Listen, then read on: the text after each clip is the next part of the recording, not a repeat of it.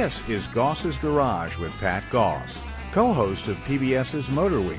He'll take your calls and comments now at 844-885-4677 or email him at radio@goss-garage.com. And now, Pat Goss. Hey everybody, and welcome to another edition of Goss's Garage. I'm Pat Goss.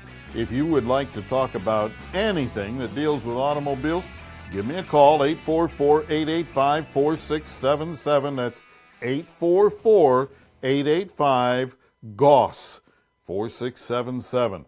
Love to talk to you. Remember that all cars, all engines, and so on, for the most part, work pretty much the same.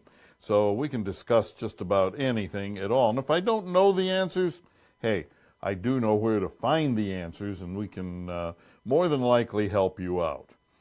All right, 844-885-4677. Coming up on the show this morning, right after this little tidbit that I have for you, we are going to have Brian Bell. He's the F-150 marketing manager at Ford Motor Company, and he has some exciting news for you about the new Ford F-150. That's coming up in just a couple of minutes.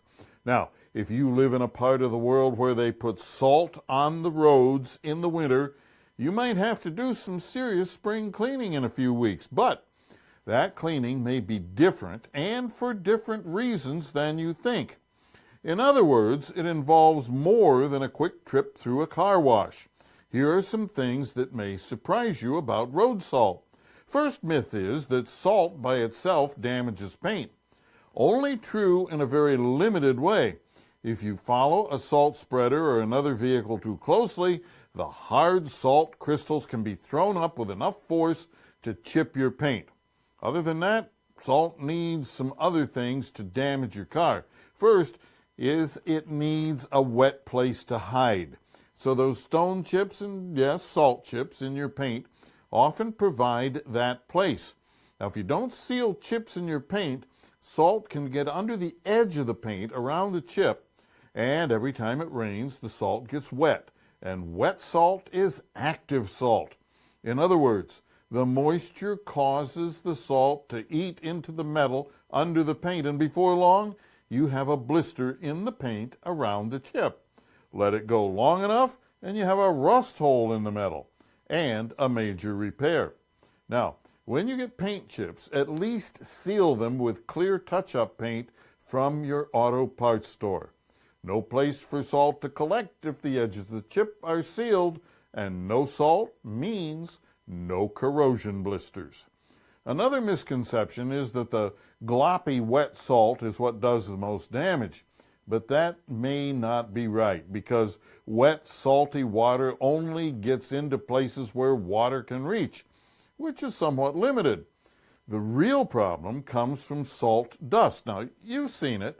Winter has passed, the days are sunny and dry, and as you follow other cars down the road, you can see a cloud of salt powder billowing from under the cars as they move. Higher speed means a bigger cloud of salt dust. Now, salt dust is not like salty water. No, indeed, because where salty water can't get into lots of areas of the car, salt dust gets everywhere. The dust gets into every crack and crevice. It gets between pieces of metal and sits there until the change in temperature between night and day, combined with humidity from the air, causes condensation to form. That condensation combines with the salt dust, and because the water activates the salt, it begins its insidious destruction of your car. Remember that salt dust can get into places where water never gets, unless it's under high pressure, of course, like from a garden hose, pressure washer, high-pressure car wash, or something similar. Now that means to get rid of the really damaging stuff, you need to aim your garden hose into all the cracks and crevices, tiny openings where molding meets body metal and so on. All the places you normally wouldn't directly aim a spray of water. Now when you do this, move very slowly so the water has time to flush out the salt dust. Also, use a lawn sprinkler under the car to thoroughly rinse its underbelly too. Now, start at one end of the car with a sprinkler and allow it to run for 3 or 4 hours. Then move it to the center for another 3 or 4 hours. Then finally, the opposite end of the car.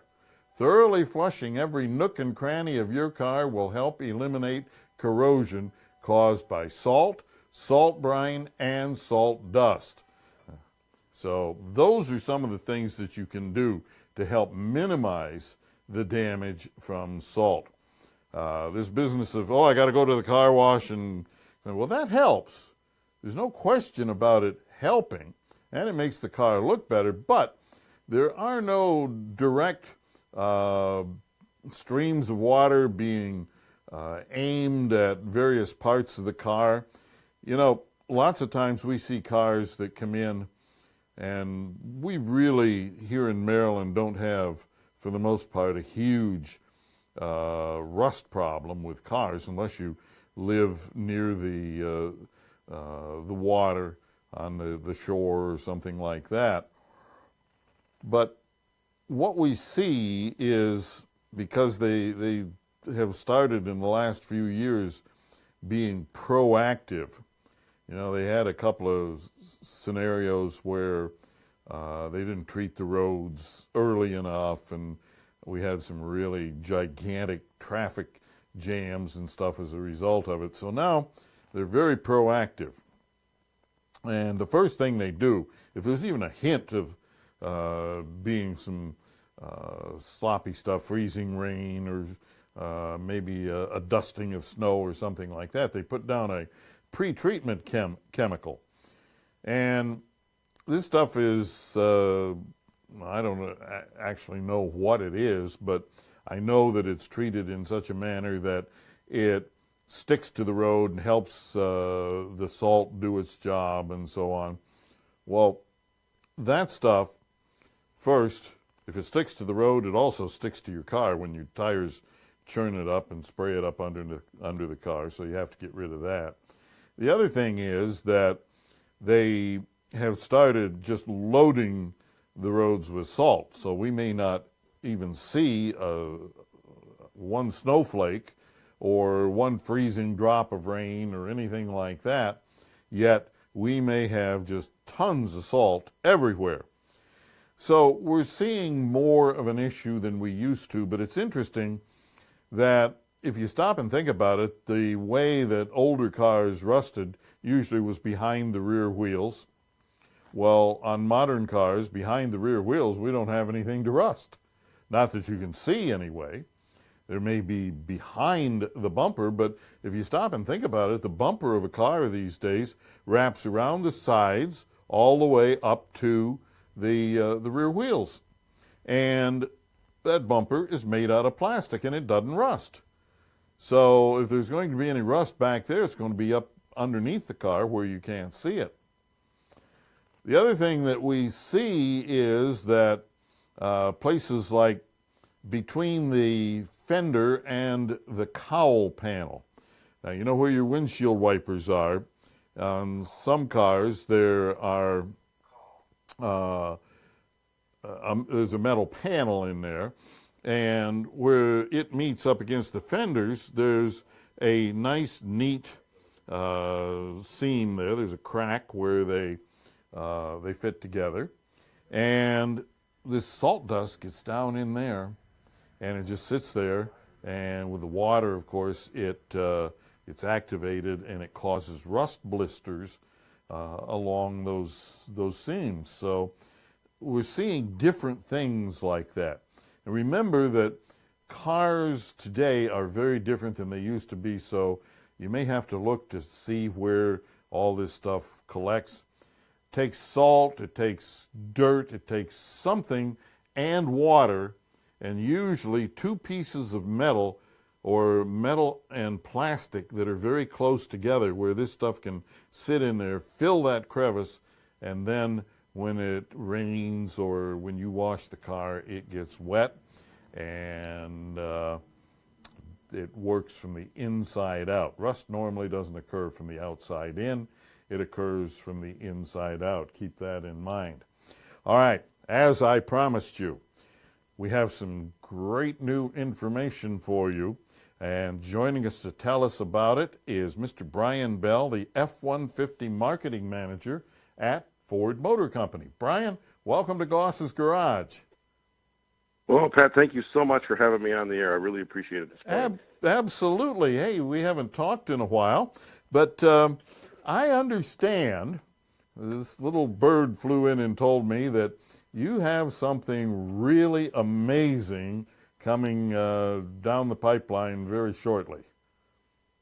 Oh, yeah, we do. We're very excited about it. For the first time ever, F-150 is going to be offered with a diesel engine option. So we've announced and we're getting ready to go on sale with our new 3-liter Power Stroke diesel engine for F-150.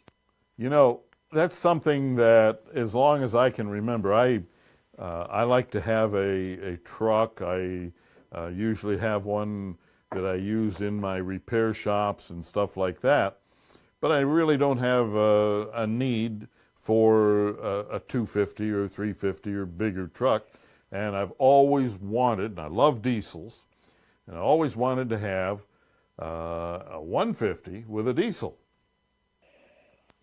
Well, we've had a lot of customers like you over the years that have told us they've been really interested in that. And we've looked at it a number of times, and now with our new high-strength military-grade aluminum alloy truck that lost 700 pounds, and where fuel prices are, and the engine that we have to put in it, it's really the perfect time for us, right? We've looked at the business case a number of times for customers from the customer side, and now it really makes sense to offer this engine for them.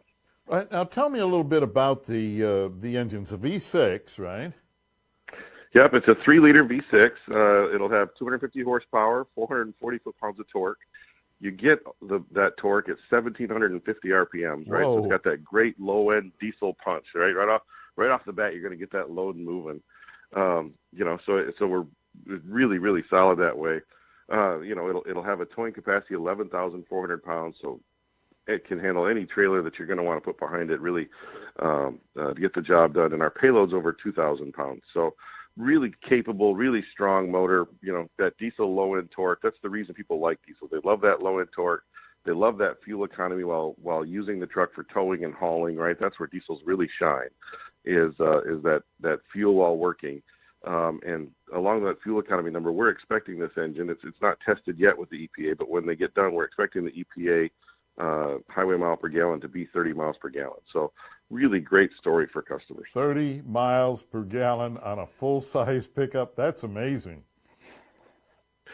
It's to be the first time it's happened for a full-size truck. So we were all very excited about that opportunity. Now, you back this up with your 10-speed? We do, yep. So it'll come with our 10-speed transmission, which makes a great combination. When you think about that transmission, 3 overdrive gears, but non-sequential shifting, so customers can go from, the transmission will find whatever gear it needs. It doesn't have to go 1, 2, 3, 4, 5. It's really a great combination powertrain for the truck. All right, now, of course, there's been a big smudge again on diesel, thanks to our European friends. But you're doing it the right way as far as emissions is concerned. There's no funny stuff going on here. That's right. All Ford vehicles with diesels comply with the U.S. EPA and CARB emission standards. We don't have defeat devices, so we're in great shape. And truck customers really like and value diesel engines. They understand diesels. They understand the need, what they use them for. We don't think this is a large volume engine for us, but we think there's a good group of customers out there that are really going to appreciate and want this powertrain. Seems to me it would also be highly advantageous for fleets. We service a bunch of fleets in both of my shops, and that's something that comes up from time to time. Is the fleet managers say, "Gee, it'd be nice if we could get something that wasn't heavy duty that had a diesel." Yeah, we do think there's some good fleet opportunity with it. There's a lot of fleet companies that really like the diesels in the heavy truck world and have been looking for a light truck diesel, like you've mentioned. They don't need that extreme capability of the Super Duty, and this truck should fit in nicely for them from a fuel economy and capability perspective. So. Now, how long before we start seeing these in showrooms? Dealers can take orders for them now, so the order banks are open, and we expect them to be in showrooms late spring. What else should we know about these trucks? Now, we know already that for a while now you've been all aluminum, and that certainly seems to be working out remarkably well.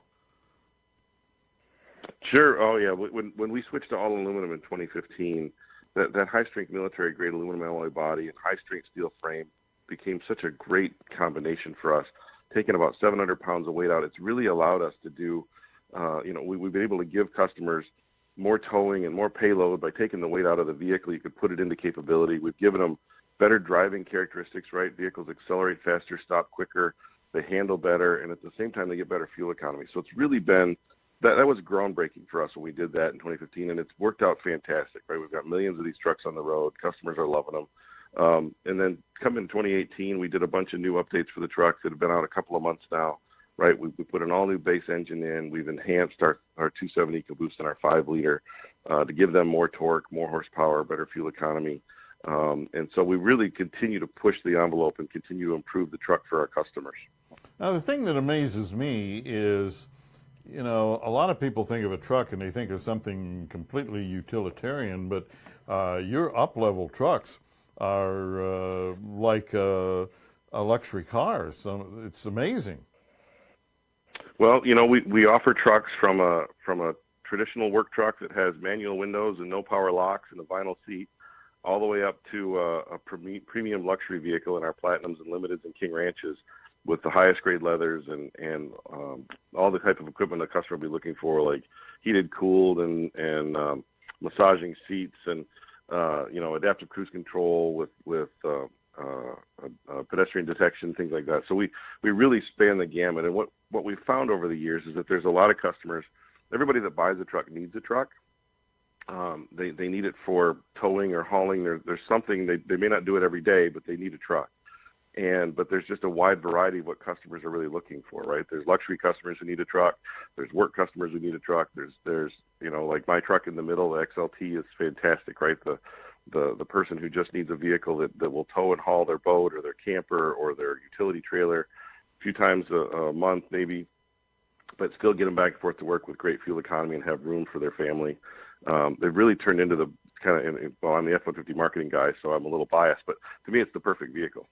Yeah, the other thing that I've noticed, and I get clients that come in and they're talking about their truck and so on, everybody seems to be impressed with the newer Fords as far as the ride quality and how quiet they are, especially the Platinums and King Ranches and so on.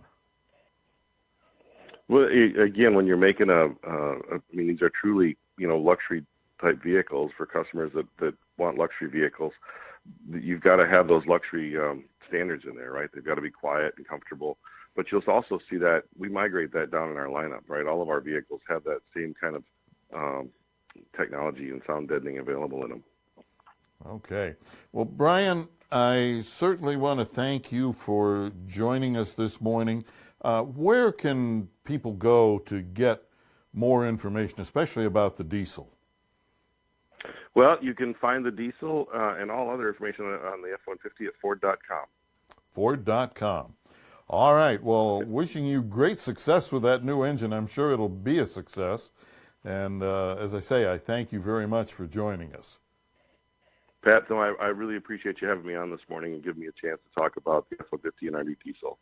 Okay. Take care. All Thank you. Brian Bell, F-150 Marketing Manager at Ford, and they have this new V6 3-liter diesel in the F-150, which, historically diesels have just been in 3/4 ton and above. So anyway, great news, I think, because I love diesels. All right, we're going to take a break. We'll be right back here on Goss's Garage. Give me a call, 844-885-4677. Love to talk to you. Stay tuned. Pat will take your calls next at 885-4677. Goss's Garage continues in a moment. Never drive with a bad attitude. I know that's hard with so many stupid, distracted, aggressive, and just plain rude drivers on the road, but it really is the safe thing to do. I drive a lot, and I used to see reckless, rude, or aggressive drivers maybe once a month. But today, it seems like every other driver is doing something stupid. When it was sporadic, it wasn't so hard to deal with, but now it seems like there's always an idiot 3 feet from my rear bumper or weaving into my lane or cutting me off. Distracted? Probably. Dangerous? Absolutely. But there's nothing to do except drive defensively and not aggravate other drivers. Much as I'd like to, I don't middle finger the offending driver, and definitely don't hit my brakes to scare a tailgater. Initially, these situations may be simple mistakes, but an aggressive response to a mistake can escalate it into a personal confrontation, which can easily turn into road rage. Unfortunately, you have no idea which one of these idiots will try to hurt you with their car, a weapon, or their fists. Also, never make direct eye contact with the offending driver. If you're the offender, be courteous and get out of the way. Whether it's a mistake or intentional aggression, remember, back down, yield, let it go. It takes brains to overcome anger. Use your brain. Be smart. This news and views is from Auto Care Pro magazine and deals with automatic transmissions. Although their story relates to an Audi that refused to shift, it could apply to most cars. In this case, the tech did all the proper preliminary tests, including a visual inspection of related parts, which revealed a badly corroded transmission computer. Seems someone had replaced the cabin air filter and didn't properly install its cover. Now, this allowed water to leak onto the computer, and over time the water caused corrosion and no shift. A new module made the Audi shift like new. The tech also reinstalled the cabin air filter cover properly. There are two primary lessons here. First, just because the symptoms are horrific doesn't mean the cause is horrific. In fact, seemingly huge problems may be cheap to fix. Second, this is a case where you'll probably be taken if you didn't pick a good shop. That's because you've already convinced yourself you need a major repair, and when the shop confirms what you suspect, you just go for it. This shop could have easily sold a completely unnecessary transmission, but instead was honest and saved the owner thousands of dollars. So select your shop carefully. Rather than just cheap, look for ASE certification, skill, quality, and above all, honesty. Too often the cheapest estimates come from shops with overall lower skill sets, or in some cases something much worse, more greed and less honesty. This is Goss's Garage with Pat Goss. Call the show now at 844-885-4677. For those of you enjoying Goss's Garage on TuneIn.com, please note our new showtime every Saturday morning at 9 a.m. Eastern. 844-885-4677 is the number. That number is active 24/7. So you can call us anytime, night or day, 7 days a week, and leave us a message. We'll either call you back and put you on the air live, or we'll answer your question. So make sure that you leave us a callback number and so on. Just call us at 844-885-4677. And I'd like to take a moment to tell you about a car dealer that's near and dear to my heart.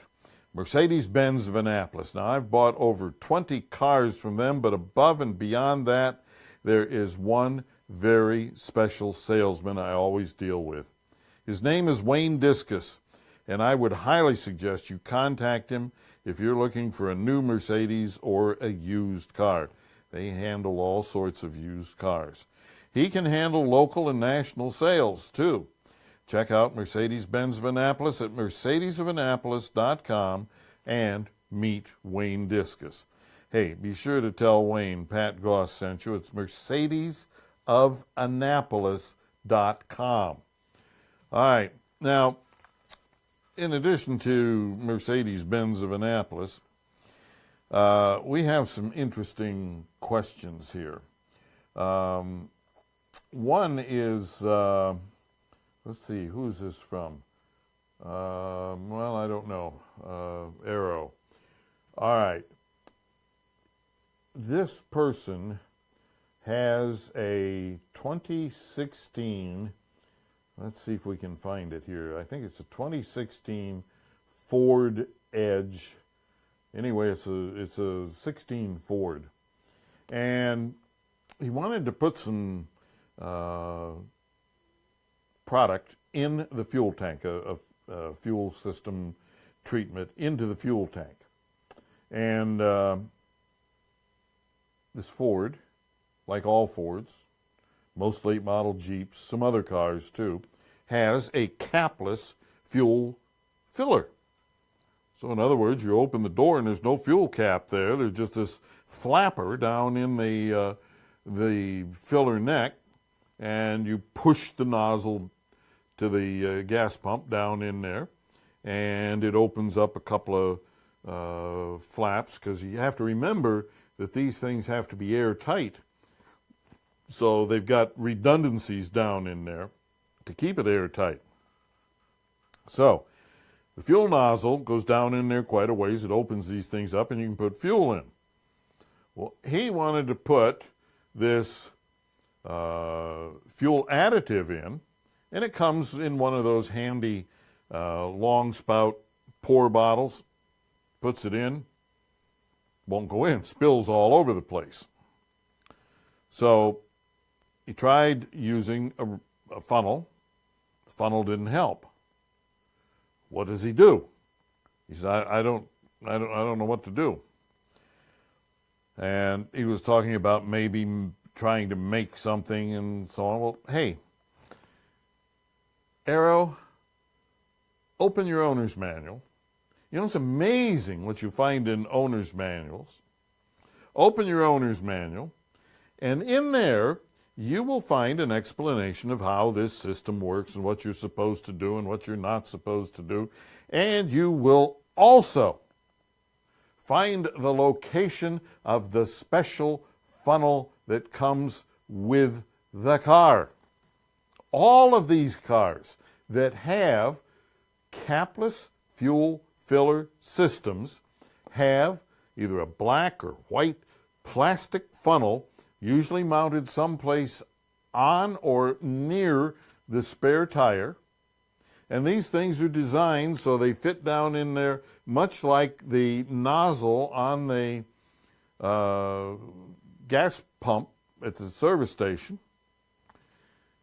They open those valves in there because they go down in there far enough and they have the right contours and everything. You shove it down in there, pour your additive in, and you are good to go. Now, should you lose that funnel, damage that funnel or something, you cannot use just a regular, old, ordinary, everyday funnel. But you can go online, and anywhere from $4 to $20, depending on quality and who you're comfortable dealing with, you can buy all kinds of replacements. Thousands of them listed online. Seems like everybody and his cousin thinks this is going to be the hottest thing since sliced bread.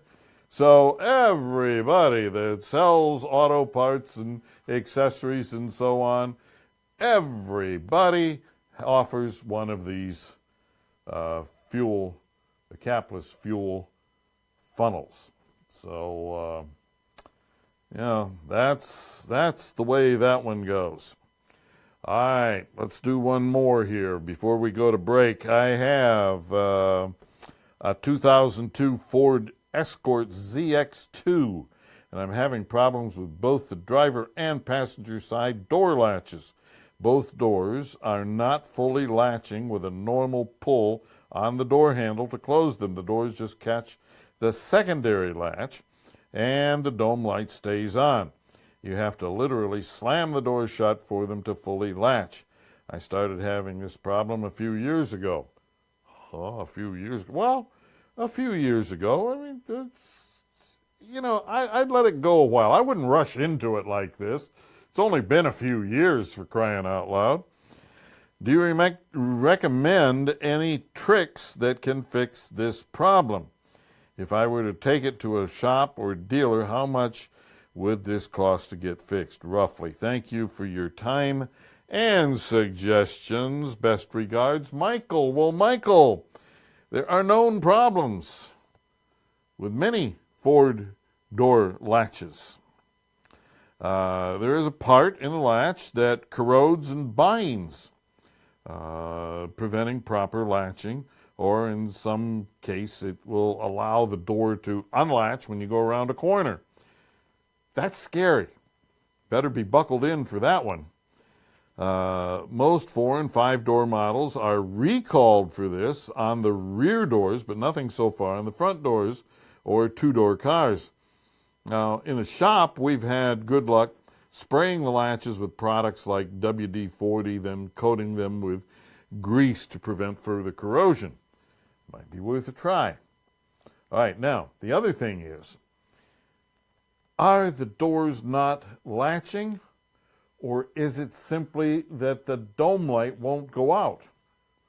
You see, the switch for the dome light on virtually all late model cars is going to somehow be tied into the latch mechanism, especially on Fords. They were one of the early ones into that game. They put the latches back in the, I guess, middle to late 90s. They started putting the switches for the dome lights and warning lights and so on that are relative to the door. They put them in the door latches. Now, what happened with a lot of these is that the switch would go bad, and when that happened, you're going down the road, and even though the doors are closed, everything's latched, nothing's rattling, the door isn't trying to come open or anything like that, but the dome light's on. Well, that may be simply the switch, which in many cases is part of the latch. You have to buy a latch. And if you have to buy a latch, look at Dorman products, Dorman, DORMAN.com, and see if they have an upgraded latch for your car. It'll probably be cheaper, and it will be redesigned in most cases so that it does away with the problem, at least for a longer period of time. All right, so door latches, maybe. Light switches in the door latches, probably, almost always when you have a problem like this. Extremely common problem. So I would look into this and check it out and see what you come up with there. Hey, 844-885-4677. If you have a question or a comment, give me a call. We'll be right back on Goss's Garage. Operators are standing by to take your call for Pat at 844-885-4677. Goss's Garage continues in a moment. Think you'll pocket a lot more money if you sell rather than trade your car? Perhaps, but appearance sells cars, and your poor car is a bit grungy. There's dull paint, that ugly coffee stain on the seat, and a sweaty arm stain on the door, plus crumbs in every crack and crevice. Yep, when you look close, it's kind of ugly, and sadly for you, most used cars are bought on looks more than condition. That means a good cleanup job or pay a couple $100 to have it done. Next, because many used car buyers pull dipsticks and check fluids, you should clean the engine bay and change all the fluids. Buyers usually don't know what's good or bad, but someone on the internet says smart shoppers pull dipsticks, so buyers pull dipsticks, which often leads to questions about service and possible problems. Also, if the tires show any wear, buyers may assume there are worn front end parts. Don't forget the high cost of ads so people know it's for sale. And the questions. Is there a warranty? Will you take a trade? Is it inspected? Will you take a check? Can I give you $100 down and $100 a week? And so on. Now, a biggie. You might actually be risking your life, too. Where do you safely show a car so you don't have strangers eyeballing you and your home or trying to steal the car? When you look at the aggravation, work, expense, and dangers of selling a car, trading often looks really good. I get lots of air filter questions, and one of the most common deals with why air filters need to be replaced so often. Well, actually, they usually don't, yet many drivers wind up buying a new air filter at every oil change, which is utterly ridiculous. Drivers say techs tell them if they don't buy a new air filter, they'll waste a lot of gas. Maybe that statement comes from ignorance or maybe dishonesty, but either way, you lose. Decades ago, dirty air filters did waste gas, but today, not so much. Cars now use a sensor to measure the air coming through the air filter, and computers to mix exactly the right amount of gas to match that air. So even though a dirty air filter reduces airflow into the engine, it doesn't affect gas mileage because the computer is always precisely matching fuel to the incoming air. In other words, a dirty filter means less air, and less air means less gas, so there's never an imbalance between air and fuel. Certainly when a filter gets really, really dirty, it can cause performance problems, but even then it may not affect gas mileage. So how long do air filters last? Unless you drive in really dusty conditions, air filters usually last 30 to 60,000 miles. Overselling of air filters is an enormous problem, and the best way not to be taken is to learn how to check your own air filter and check it twice a year. Now, back to Goss's Garage with your host, Pat Goss.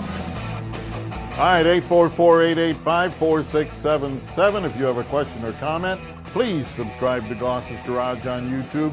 Follow us on Facebook, and for more car tips, tricks, and money-saving ideas, visit goss-garage.com.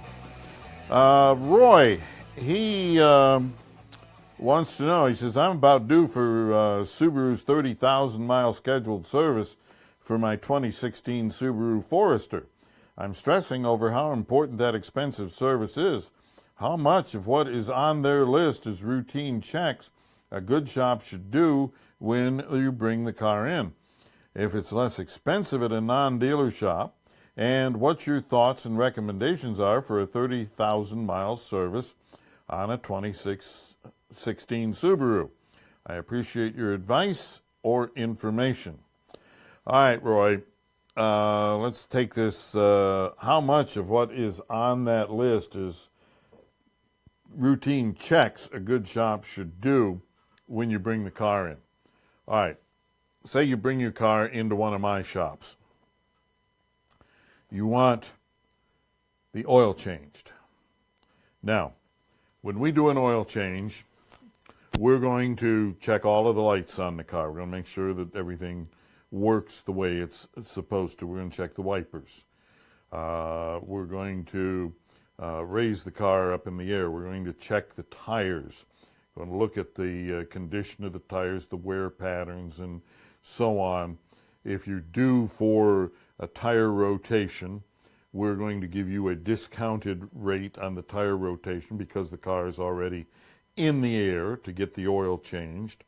And rather than the technician just standing there watching the oil, oh, yeah, okay, it's draining.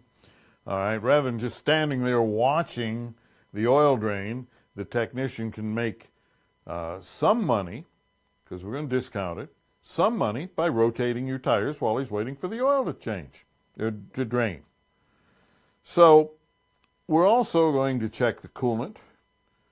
We're going to check the brake fluid, the power steering fluid, all of these different things, the fluids in the transfer case, if it's all or four-wheel drive, the fluids in the differential. We're going to peek at the brakes for you, especially if you get your tires rotated at the same time, because we have the wheels off and the brakes are right there. Ooh, look at that, right in my face. All I got to do is look at the brakes, and I can, if they're questionable, I can measure them. It's only going to take a couple seconds, and we're going to give you that service. So we're going to go over and do all of these things as part of an oil change, and that is what a good shop does, and that is what the dealer is charging you all this money for. Most of these things that they charge you for, check this, check that, check the other thing, a good shop is going to include that with a basic oil change. So does this mean that the dealer is dishonest or anything? No, it doesn't. Dealers have to do things differently than independents. Number one, they've got a parent company that is staring over their shoulder, and they want them to do things in a certain manner. They want the parent company, and as a former dealer principal, I can tell you that the parent company, be it Subaru, Ford, GM, whoever it might be, they want to see ratios on numbers. They want to see certain things being paid for and so on each and every car that comes in for a certain service. And it's all a lot of foolishness as far as I'm concerned, but it's the way the business is conducted. The other thing you have to remember is that a dealer has a multi-million dollar investment in their store. And, you know, you don't build these places and then say, okay, well, we're going to give you everything for free. They can't do it because the overhead is enormous on these places. If you just looked at the taxes they pay on them and look at their phone bill and their electric bill and so on, you'd be blown away. So it comes down to good business practices, and most dealers employ good business practices. If they don't, usually they're gone. They don't stay around too long.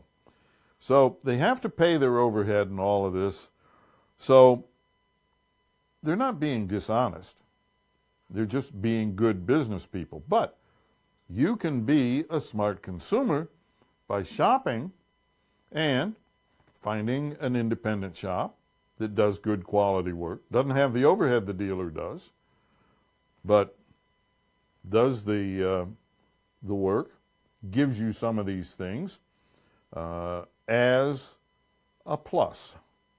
All right. So, like I say, a lot of the stuff that the dealer has to charge for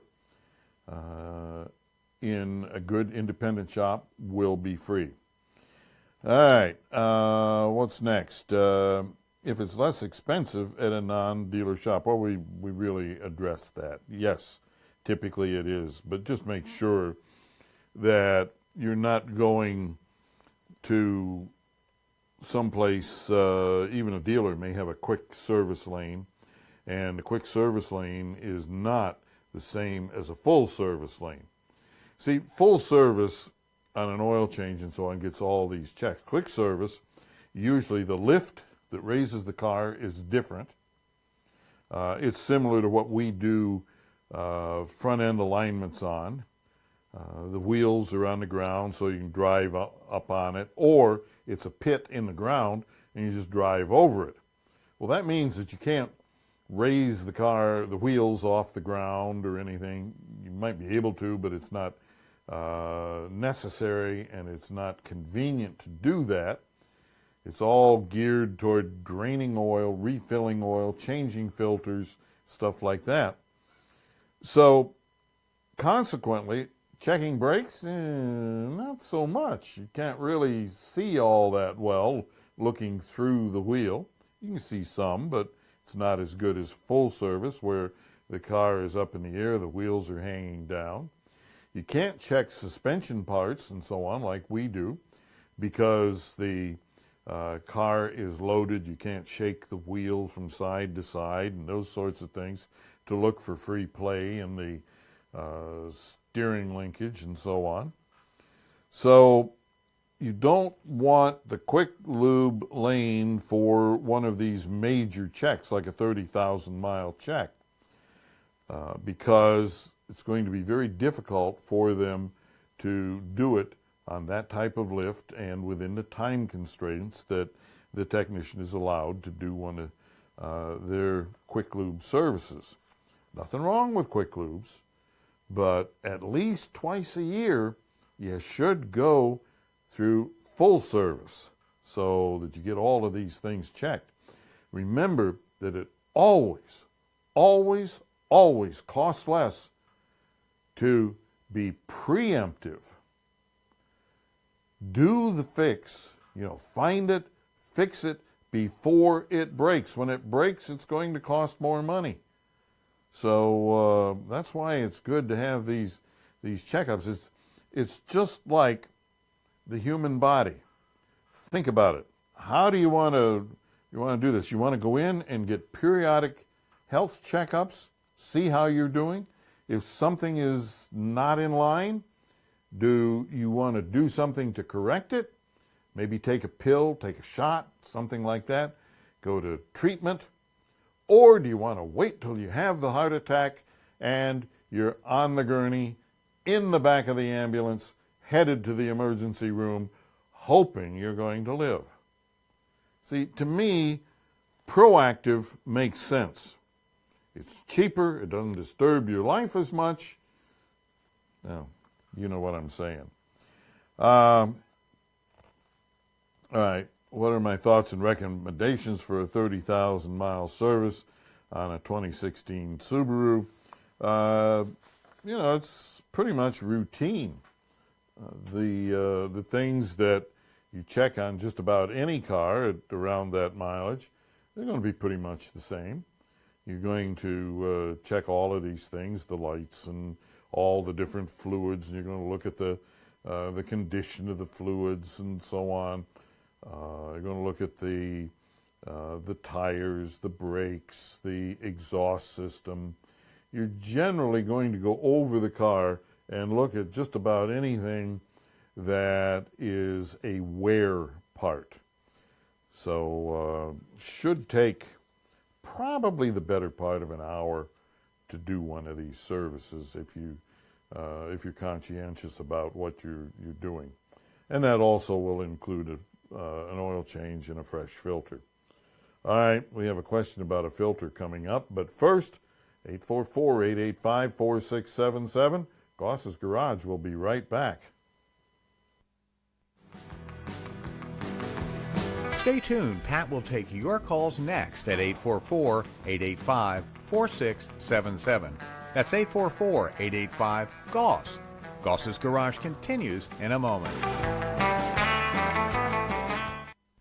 Space Saver spare tires sure do look silly, but if you use them properly, they will get you home safely. Now, a common problem with them is low air pressure. Spares are buried in the trunk and no one ever seems to check their pressure. Plus, they typically require much higher pressure than your regular tires. Also, Space Saver spares have limits on how far and how fast you can drive on them. Bottom line, always read and follow the caution warnings on their labels and sidewalls. Oh yeah, don't be one of those poor schmucks with a flat tire and a flat spare. Check your spare once a month.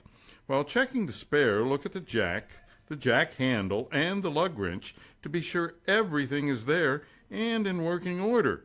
The best spare tire in the world is useless without the tools to put it on the car. Some cars may even require special lug nuts to mount the spare. If those special lug nuts are missing, you will have no safe way to use your spare. Do you use the proper strategy when buying replacement parts for your car or truck? Hi, I'm Pat Goss for Goss's Garage, and I've noticed that many of you who buy auto parts make a huge mistake. You shop for one and only one thing: price. Now, naturally, price is important, but quality is more important. When you buy the cheapest part in town, you may sacrifice quality, and less quality often means shorter life and less reliability. In some cases, the cheapest part may even compromise vehicle safety. For the best value from the parts you buy, look for the lowest price, but only on high-quality parts. When you compare prices, be sure you're comparing parts that have the same specifications. And never buy a part with a lower rating than your car requires. What many drivers don't realize is cheap can be very costly in the end. Quality usually costs less per mile over the long haul. I'm Pat Goss for Goss's Garage. This is Goss's Garage with Pat Goss. Call the show now at 844-885-4677. That's 844-885-GOSS. And now, Pat Goss.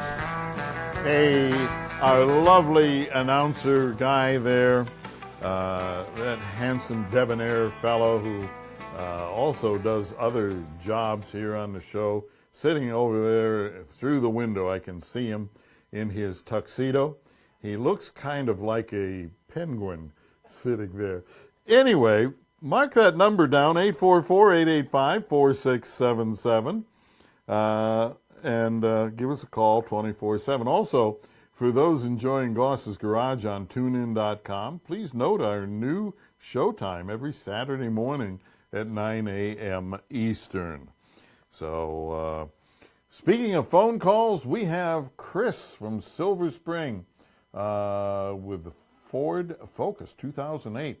Chris, welcome to Goss's Garage. Thank you, Pat. How are you this morning? Oh, I'm doing great. Great. Question about being proactive on a car. The Ford Focus in question has a belt chirp at startup, and then it goes away.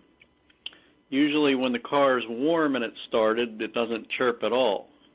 Now, the serpentine belt was replaced a couple months ago when we observed the problem initially, and that really didn't correct the problem. And I've seen your video about pulley alignment, and was just wondering at what point do I bring the car back perhaps to another shop to have an evaluation? Okay, well, the first thing, has anybody used any kind of belt dressing on it to try to get rid of the chirp? Not to my knowledge. Okay, because that's one thing that we find all the blessed time is people go out and buy this belt dressing, and back when we had V-belts, that was fine. It did help somewhat, but in the really fine print, a lot of the companies that make this belt dressing, they have it buried in the fine print on the back of the can. You're not supposed to use it on serpentine belts. So if it ever gets used, then you have a real issue because you have to clean everything up and get rid of all of it. The second most common thing is going to be a weak belt tensioner. Mm-hmm. And that just happens normally. We find that a lot of them are going to be bad someplace between 80 and 120,000 miles. And that's simply because as the engine is running, and you sometimes can't even see it, but the power pulses of the engine, each time the piston fires, the spark plug fires the fuel and the piston produces power, when that power stroke, that piston moves down, it accelerates the crankshaft. So the crankshaft isn't sitting there turning at a constant speed. It's accelerating and decelerating based on the power pulses from the pistons. So that in turn means that the belt is getting shock loads every time that the engine accelerates, and that causes the tensioner to move inward slightly, and then as the acceleration decreases, the tensioner comes back out. So you've got this constant movement, and over time that causes the spring in the tensioner to get weak. And usually the first symptom of that is going to be that you'll get a screech or you'll get a chirp when the engine is first started, and especially when it's cold. So exactly. That would be the one of the very first things we would look at if it was here in the shop. Okay. And but at what point would you want to be proactive versus just waiting? The thing of it is that even though you may not hear it, there could be issues with the belt slipping on one or more of the pulleys. Now, the thing that happens sometimes, we see cars come in, they have a complaint, well, when I drive for a reasonable distance with the rear defogger and the headlights and all this stuff on, my battery goes dead. And invariably, when we hear that story, well, the shop put a new alternator on it. They said that's the only thing it could be. And it's still doing it. What could be going on? Well, it could be that the tensioner isn't keeping enough tension on the belt, and when there are heavy loads, electrical loads on the alternator, the pulley is slipping. So that's one of the things that you have to look at, because it may not be properly charging the battery, especially in the winter when there are lots of things going on, headlights and all such, because of the short daylight hours and so on. So if you ever have any kind of a problem like that, then it's definitely time. Before you buy a $3 or $5 or $1,200 alternator, you make sure that the belt isn't slipping, because that can throw a technician into a tailspin if they're not really up on all this stuff. Other than that, if it starts doing it longer, more frequently, or when the engine is hot, automatically do the tensioner. Okay. But other than that, there really isn't any danger in anything with it or anything. They normally, if they're going to come apart, they'll start making noise, they'll rattle, or if the bearing is going bad in the pulley on the tensioner, it'll make a grinding or a howling noise.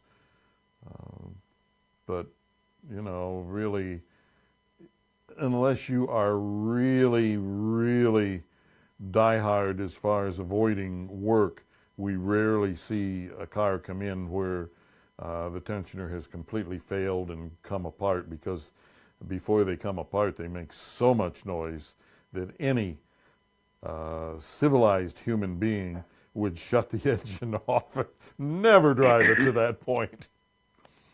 Exactly, yeah. Well, I won't take it to that stage, but yeah, just trying to, make my best guess if it's when to be. Yeah, well, when it starts changing, the pattern or the length of time or something changes about the noise, it's probably prudent to do it. Yeah. Okay? Okay, well, that gives me some insight, and I appreciate your time this morning. Thank you for taking my call. Absolutely. Thank you for calling. We appreciate it. Belt tensioners, they do go bad, and they need to be replaced periodically. So keep that in mind, especially if you have a charging problem. Don't just automatically put a new alternator on it. Just because the alternator isn't charging properly does not necessarily mean the alternator is bad. All right, we need to get out of here. Thanks for listening. Thanks to Steve McMillan for producing today's show. For everyone here at Goss's Garage, I'm Pat Goss. Until next time, please, everybody, drive gently. We'll see you next week.